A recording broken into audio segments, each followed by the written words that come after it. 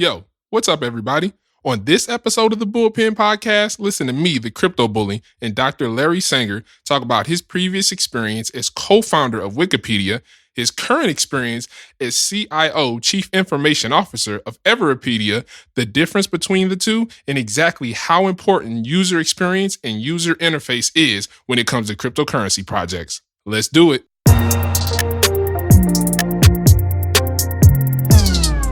Oh, wait. One more thing before we get to the podcast. In this podcast, The Crypto Bully, any co-host and his guests do not give financial or investment advice and encourage you to do your own research on all topics mentioned. Do not invest into this market what you can't afford to lose. I bet I know what you're thinking. Is this really Morgan Freeman? Well, unfortunately not. But Lyndon thought it would be a good idea to use such a soothing voice for the legal mumbo-jumbo to smooth things over. Now, let's do it. Now entering the Bitcoin Podcast Network. Label!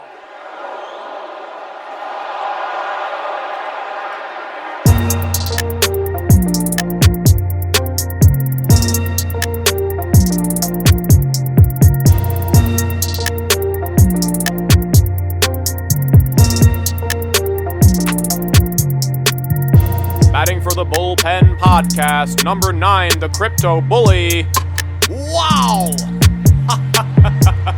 He makes it look so easy. And that ball has left the stadium. Hey, what's going on, everybody? I want to welcome everybody to episode 13 of the Bullpen Podcast powered by ECC. I'm your host, the Crypto Bully, also known as Mr. Crypto Carlton, and here on this podcast, I like to get into the bullpen with some of the most interesting and influential individuals in the blockchain and cryptocurrency space to pick their brains about their opinions and see what they have going on. So for today, I am absolutely stoked at the guest we have here today. This guy, I've been a fan of him for a very long time. He does some amazing things, some amazing work. He's a well-known online knowledge organizer. He holds a PhD in philosophy, and he's a founder and co-founder of many websites, with one of the most well-known being Wikipedia, and currently the CIO, Chief Information Officer of Everipedia. So, without further ado, I'll introduce our guest for today, Dr. Larry Sanger. How you doing today? Great. Thanks for having me on. Yeah, not a problem. I really appreciate you taking time out of your busy day, to come on the show and talk to me and really touch out to the listeners and things like that. And when I found out that, you were coming on the show, I was really excited. I think what you're doing is awesome. And I was just super excited about getting a chance to talk to you. So, just for other individuals that may be a little bit unfamiliar with you and what you've done, the way you've contributed, would you mind just giving everybody just a little bit of a background about yourself? Okay, sure. Let's see. I was born in the Seattle area. I grew up in Anchorage, Alaska. Most of my years. Went to college, Greek college in Portland, Oregon. I was going to become a philosophy professor, and in fact, I did teach philosophy for a number of years. I got a PhD from Ohio State, but then for reasons I won't get into, it didn't stick with that. And basically, I was casting around for things to do other than academia. And the first website that I ever made, that I made money from, was something called Sanger's Review of Y2K News Reports. So that would have been back in 1999. Nice. And then when that was rolling down, basically because Y2K ended up being a dud, I got together with some friends of mine, shared a proposal for what was not yet called a blog, but that's what it was. And one of the people that I shared it with was Jimmy Wales, who I had known from philosophy mailing lists since the mid-90s. And he said, why don't you come and start this encyclopedia project?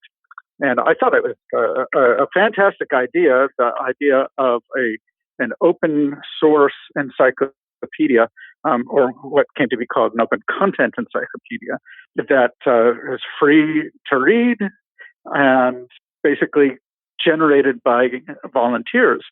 So basically, it was my job to get that started. And so I did. The first iteration was Newpedia, but it was too slow moving. And then, to make a long story short, Wikipedia was conceived as basically a way to solve the problems with Wikipedia. And then I had kind of a creative differences, you could say, with Jimmy Wales around the beginning of 2003, and basically cut ties entirely with the organization. Went back, taught some more philosophy, and then went back and did a whole series of educational and reference projects. So I helped get something called the Encyclopedia of Earth started, and then from there I tried to do a redo of Wikipedia, but with real names and some more sensible policies. But the project was too similar to Wikipedia to really take off. That's called Citizendium. It's still kicking, but it never really took off, unfortunately. And then a Memphis area philanthropist got his claws in me essentially, and pulled me away from Citizendium, and got me started on what is now called Watch, Know, Learn, which is probably the leading directory of educational videos online. And then from there, I worked on Reading Bear, basically teaches kids to read, which is something. Basically, I digitized the method that I used to teach my older son, to read from the age of 1. But it's perfectly usable, and it in fact is one of the leading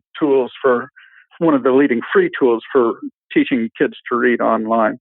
Readingbear.org. And then skipping over a few other things, I have recently, as of a little over a year ago, joined Everipedia, and I'm the chief information officer of Everipedia. I'm not a co-founder, but I have helped the guys get it off the ground in a few different ways, and I'm actually very proud and excited to be a part of it now. Wow, that is a very extensive and impressive background. You've definitely been nothing short of busy, that's for sure. So that's that. Yeah, no problem. Yeah, that's pretty awesome. So, and I've looked into Everipedia, and I think what they're doing, what you're helping them do, all of you guys, what you're contributing to is awesome. I think it's amazing. And, I've seen a lot of articles about it, right? Everybody basically says it's the blockchain version of Wikipedia. Like, what do you feel like are the biggest differences between Wikipedia and Everipedia? Well, the two biggest differences originally were the design and the scope. So it has much more modern design than Wikipedia, which really hasn't changed its design since about 2003. But Everipedia just looks nicer on your phone, for one thing. And it's also easier to edit. Once you've got an account and you're actually at work on it, it's not that different from just editing a Google Doc. And then the other big difference, again, original difference, was that Everipedia has no notability requirements. So you can have an article about yourself on Everipedia, or about your podcast or whatever. And I don't mean just you, I mean all of your listeners as well. And I have an article about my left thumb. Nice. And this actually has a profound, it makes a big difference to the whole feel of the project and ultimately to the usefulness of the project, because ultimately, why shouldn't there be encyclopedia articles if they can be properly maintained about every product, every place name, as one of the co-founders says, every proper name, or every proper noun, I guess I should say. So now the big difference is Everipedia is moving on the blockchain. And we started as a fork of Wikipedia. As a result, since July, we have put the English language Wikipedia on the blockchain. Edits that are made to Everipedia are both wiki edits, but they're also blockchain edits, which is pretty mind-blowing, actually. And it's really cutting edge stuff, and I really think it's going to change the world for reasons that we can go into. Right. Yeah. No, I definitely agree. I think that I really feel like what you guys are doing, I feel like it'll bring a new level of accountability to that particular industry. And then, everybody always says, right, we live in this era of fake news, of information being spilled, false information being spilled over. And I feel like what you guys are doing is basically pretty much offering a solution to that. Would you pretty much agree with that sort of thing? Well, I think that there's a couple of different ways that we're tackling the notion of fake news. Basically, we require that people stake some tokens in order for their edits to be considered by others. So if somebody just puts up garbage, then it's going to be rejected out of hand and they'll lose their tokens. So there's a sort of base level of quality baked into the system, into EOS. That's basically required by EOS, and we're built on EOS. But in addition, when you have an edit that is accepted to the blockchain, you become a co-owner, basically, of the network. You then have a real incentive to keep the whole looking good. So all of those things are built into the very idea of blockchain encyclopedia, especially one that's built on EOS. There's another dimension which we're going to see happening in next year and certainly the year after that, which is we will support multiple competing articles on the same topics from different sources. So we've already been in discussions with other encyclopedia publishers, and they are excited actually about putting at least some of their stuff on the blockchain. And the stuff that isn't actually hosted on the blockchain, our actual hosting is on IPFS, the Interplanetary File System. But anyway, we'll just say hosted on the blockchain. If it isn't hosted on the blockchain, then it will at least be linked to, and we will host ratings of those articles on the blockchain. And this is actually what brought me on board, this idea that what we could do is have a database of all of the encyclopedia articles in the world and rate them and then put them in a rank order of average rating. And if we, as I want to be the case, if we volunteer information about ourselves, like, if I say I'm a philosopher, I'm from Ohio, I have a PhD, I'm male, I'm a certain age, whatever the categories might be, then people could slice and dice the rating data. You'd be able to look at a node of the Everipedia network about God, for example, and you could look at the top rated article according to Christians or according to Muslims or according to atheists. And there's enough people participating in the system, and I think there will be for reasons I can go into, then there's going to be a real competition, not just to have the best article written about God, but the best article written about God from every importantly different point of view. And so this sort of thing has never existed before, and it couldn't have existed without blockchain. So this is all a very elaborate answer, probably a little confusing. Sorry about that. But it's a very elaborate answer to the question, why do I think that Everipedia blockchain encyclopedia could help solve the problem of fake news? Of course, I mean, we could get into it, but I mean, I think fake news in general is kind of a canard. There's news that is literally fake, and then there's news that people disagree about for ideological reasons, and those are two totally different things. Right.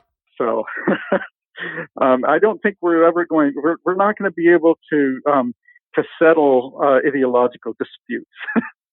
We will be able to clarify them, though, as perhaps never before. I mean, if I could say, look, you just don't understand my candidate at all. Here, go and look at a page about her that is like the top approved article about her from her supporters, and now you'll understand why all the reasons why I support her. That's just an example, a vague kind of example. Anyway, so then I think I've gone on long enough.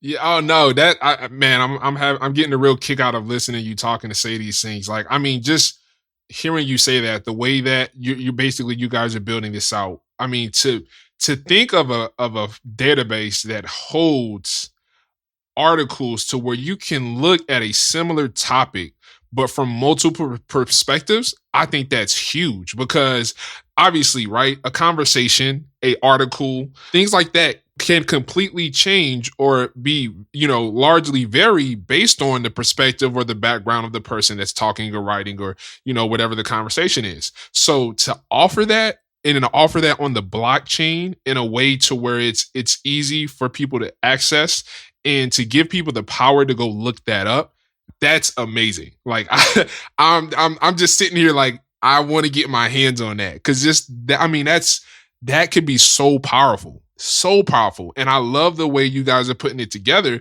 because like you said, it's basically incentivizes a person writing good content, and good content from whatever perspective they offer.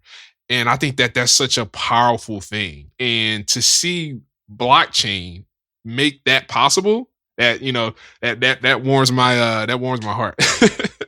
Yeah, well, it is blockchain that's going to do it, because if you tried to organize everybody in the world to rate content, that's something that Google tried to do about 10 years ago. I don't remember precisely when it was, but it's around 10 years ago. They had a feature when you do a search result. If you signed up for a program, then they'd give you like some extra buttons that you could use to rate, or maybe up and down vote. I forget how it worked, the results. And they just dropped that. They dropped it pretty quickly. And it seemed, I don't know precisely why they did, but what I do know is that I had no great desire to participate. I don't think many other people did. I mean, why should I spend so much time working for Google or any single entity that might not use my data, in a way that I approve of? I mean, ultimately, if you want to have the broadest participation in any such potentially powerful project, because it really would be if it came into existence, it'd be incredibly powerful. It has to be decentralized. There can't be a recognizable head that can control the whole thing. Because if there are, as soon as such a controlling entity comes into existence, then everybody has a reason to, run away. No, that's there. And that totally makes sense. It really does make sense. So you guys are taking something, completely evolving it. And then on top of that, you're bringing the decentralized element into it, to where I think that it will. I think that'll really validate why something like this is going to be so, I feel like, sought after or so valuable in time, especially as this database builds with these articles, with these different perspectives on all of these topics across the world, which are relevant, which, before, like you said, nothing like that has existed before. So to give somebody a platform like that, that's amazing. That's super amazing. And yeah, completely understand why you're part of that team. So that vision is, I mean, it is right now. It's just a plan. but it is baked into our current plans. I mean, that's the long-term vision. Right now, what we're busy doing is just getting the contents of Everipedia.org on the blockchain. Well, we've done that, and now what we need to do is create a really slick and easy to use front end that basically doesn't require you to know anything about blockchain in order to participate. I mean, that's one of the problems with a lot of blockchain projects now and companies, is that they require that the participants actually be pretty savvy to blockchain concepts. And that is basically a deal killer for most people, because blockchain is not easy. It's a pretty complex subject. Absolutely. Yep. It can get very complicated very fast. And the fact that I'm hearing you say that you guys are really focused on UI or user experience and things like that, I think that alone is going to help yield success for you guys. Because like you said, I work on the team over Project ECC, and we kind of have that same mindset, because like you said, a lot of projects don't really focus on it, and they require you to be a little more technologically savvy than the average person in order to be able to utilize or use whatever product or service they offer. So the fact that you know how important that is, and that you're putting effort and momentum into that, I think is going to make a huge difference. And I mean, even just from what I've seen going onto the website so far, I was just like, yeah, I want to use this. Thanks. I would go even farther, though. I mean, I'm pretty tech savvy, I would say. I've been managing websites for over 20 years, and I have been, I have studied programming. I don't do it professionally. That isn't the hat that I wear, but I have studied programming for 4 years altogether or so, maybe. And basically, if you aren't into crypto in particular, and you haven't really studied the concepts, then even if you are a veteran programmer, a lot of it is going to sound like mumbo jumbo. You really need an entree into all kinds of unfamiliar concepts, because it's a new technology. That is true, and I've heard that literally directly out of ECC's lead developer mouth. He literally told me the exact same thing. It's a whole nother beast.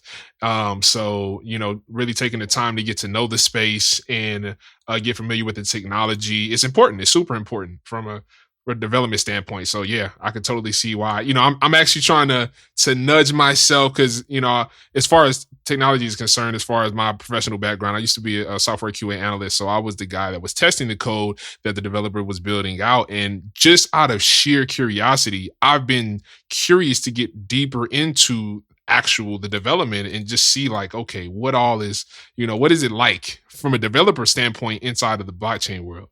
So I've been very curious to get deeper into that. The people who are developing this stuff are mostly, veteran and really smart programmers.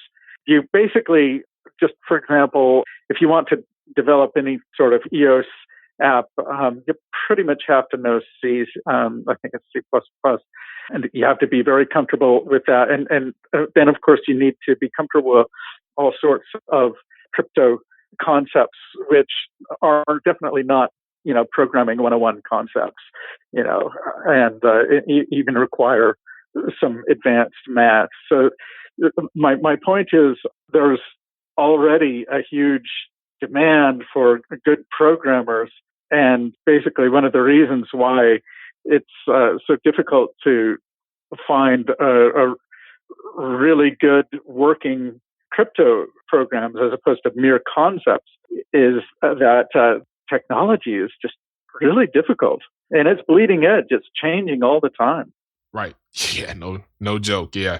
That is definitely the truth. It seems forever changing, but honestly, I look forward to throwing myself down that rabbit hole. I guess I'll see a little bit further down the line what I'm getting myself into. But stuff like this really, like I said, sparks my curiosity, and I'm just curious to get a little bit deeper into it and see exactly what's going on the back end of everything. So I mean, I look forward to it. Sure. Yeah, definitely look forward to it, man. Great. But, Yeah, but yeah, definitely what you guys are doing with Everipedia is amazing, and I can't wait to see. I can't wait to see what the front end of that is going to look like, and just to see how people will react to it. Yeah, you won't have to wait too much longer. Oh, yeah. I mean, well, we have hired like 2.5 new positions for front end development, and so I'm very happy about that. I think it's something that was desperately needed, and the people that we hired are some of the winners of hackathons, and so we're happy with them, and we're hoping to have.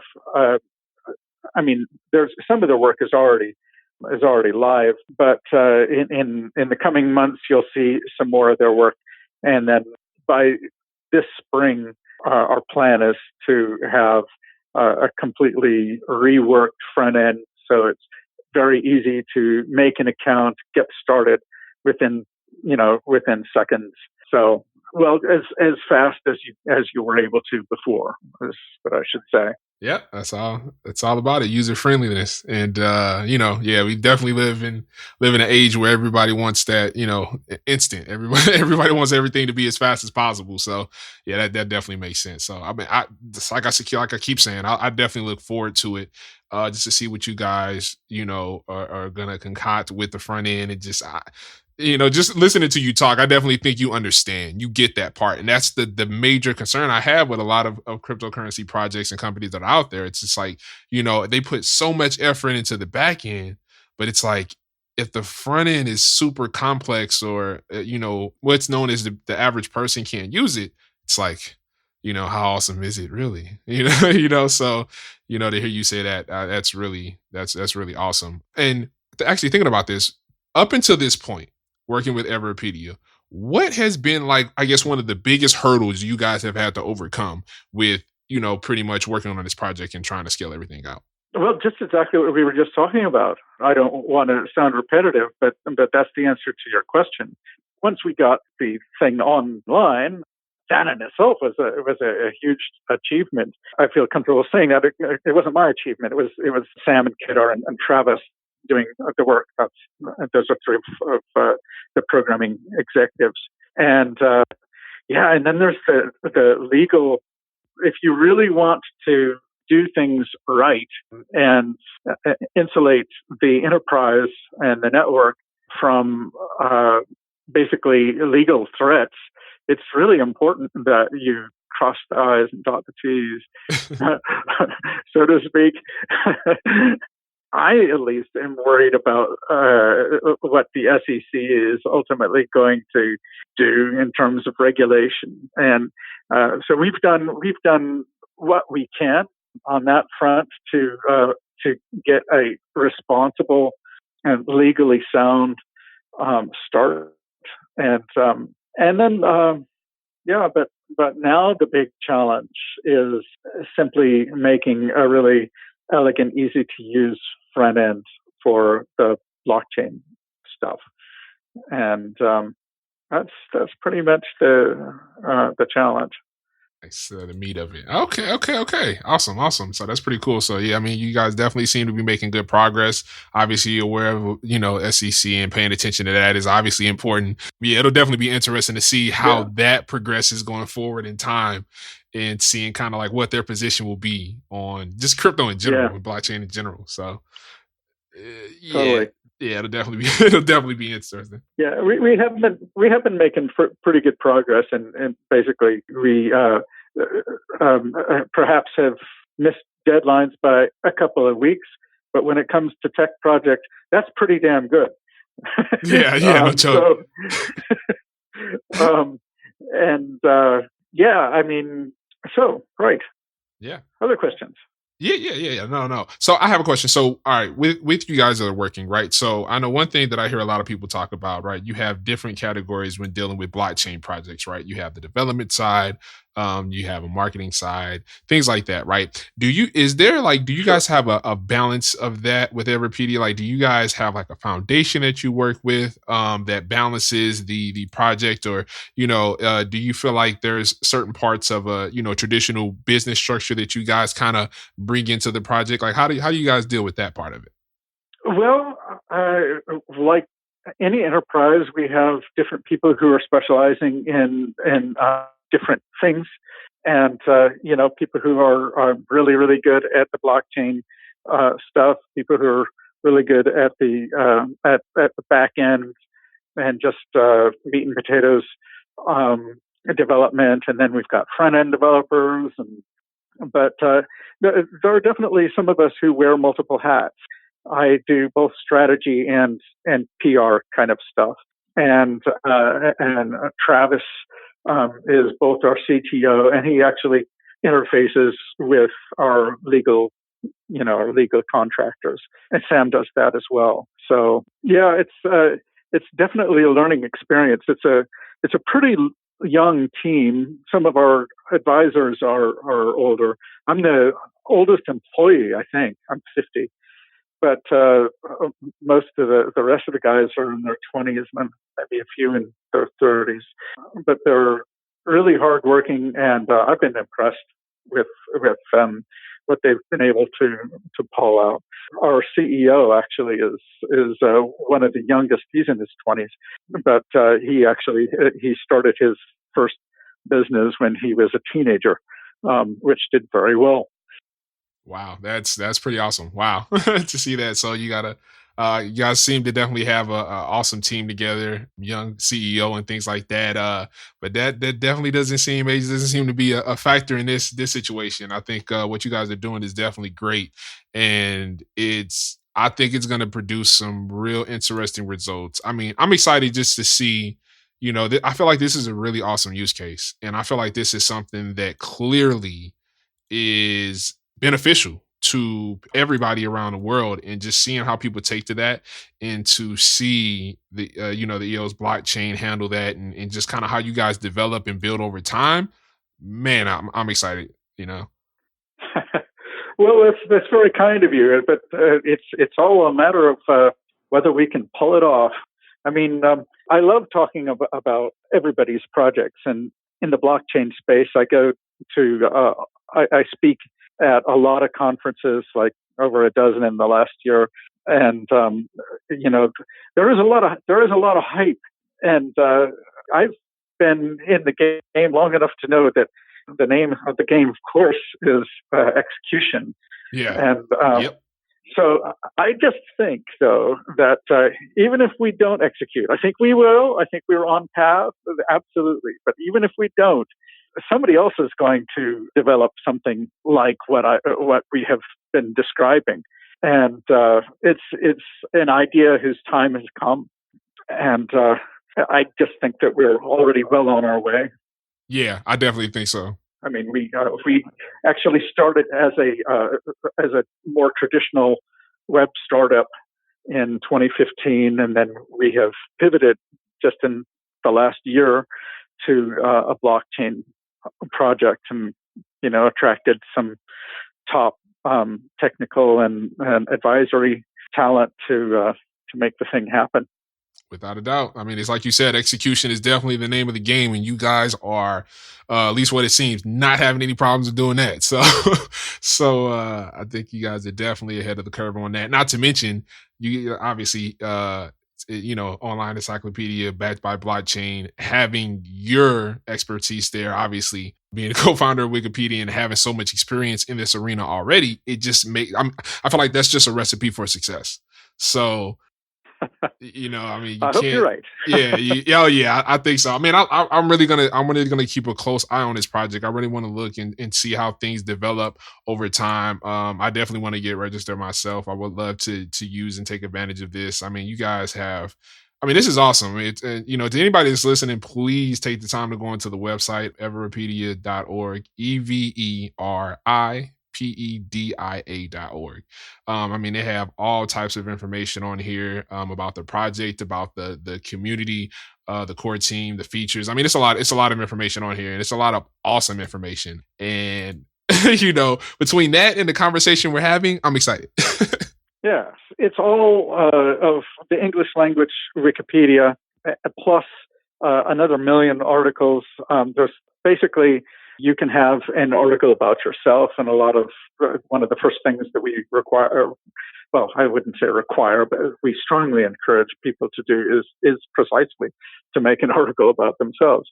And then we have written a lot of articles about basically stuff that is big in social media, like YouTube stars who don't even have a Wikipedia article.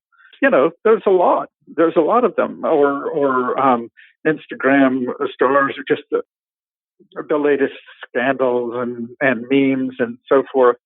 So we've got a lot of that sort of stuff, sort of filling in the cracks. But of course, as a former academic, I'm very interested in trying to engage a lot more academics going forward, so that we actually become more competitive and just higher quality than Wikipedia on those things. But well, first of course, we need to get a really user-friendly front end before we can start doing that. But that sort of, you'll be seeing a lot of recruitment efforts from me and other people, like our chief community officer, Mahmoud Mogadam, in probably middle of next year. Nice. Well, that's something I definitely look forward to. I think it's going to be exciting to watch this become released, have a user-friendly front end that's simple to use and that people can really grasp onto. Like I said, I just feel like with what you're saying, it just makes sense. And like you said, you guys are really focusing on the execution of this, not just talking about it. So, I feel like in time, things will just fall in place. So, yeah, it'll be interesting to keep up with this project over time and everything. And this is going to be cool. Yeah, you know what I really want to do is I would love to come see you speak at at a conference or something like that. Just kind of speak more on this, obviously, and just kind of keep up with the progress of it going forward, and things like that. Do you have any by the way? Do you have any like speaking engagements coming up? I think I was looking and I saw. I want to say you're speaking at the Future Blockchain Summit. Is it next year? Well, I spoke at the last Future Blockchain Summit, I believe. I'm pretty sure. But in December, I'm going to be in Cleveland at Blockland. Yeah, so there's actually a lot. That's a really interesting, a little bit different kind of conference happening. There's a lot more developer oriented events. There's a lot of teaching going on there. So, who knows, if you're really serious about getting exposure to the code, maybe you'd be into that. It takes place from the 1st to, I think, the 4th. So it's like a 4-day conference. And then they've got the CEO of AT&T and KeyBank, and like the mayor of Cleveland, and all kinds of things going on. So it's you'd think Cleveland, how big can it be? It's actually going to be one of the bigger ones. And I'm happy that, well, it's in my state. I live in Columbus, Ohio, or near Columbus, and so I'm actually going to be able to drive up there. I'm used to flying hither and yon, and as you know, the interest is international for this. Yeah, definitely. Yeah, so I don't. After that, I'm not really sure. People tend to get a hold of me at the last minute, so I don't know where I'm going to be next year. Gotcha. Okay. Well, I'll definitely keep an eye on for that. In Cleveland, yeah, I'm very familiar with Cleveland. Been to Cleveland plenty of times. Have a lot of close friends in Cleveland, and I love Columbus. I've been to Columbus a handful of times, and every time has been amazing. Cool. I've been there during the Ohio State school year. Oh man, football games are insane. It's awesome. It's so fun. Oh, they are intense. I try to stay away from the neighborhood when that happens. Oh, I've been on I can't remember the main street that the college campus is on, when they have the games and things like that. Yeah. I've been there during the games. I was like, whoa. And it was funny because when I first went, everybody was like, hey, you going to go check it out during the game? And they're like, yeah. And they're like, okay, where are you going? I'm like, oh, I'm about to go now. And they're like, oh, yeah, I'm just going to drive and park there. And they're like, what? Like, why would you drive there? And I'm like, can I not? They were like, take an Uber and then go check it out and then let us know how to. And I got down there. I was like, oh my God. Like, it was people everywhere. Yeah, I remember when I was a grad student there, I mean, there was just regular,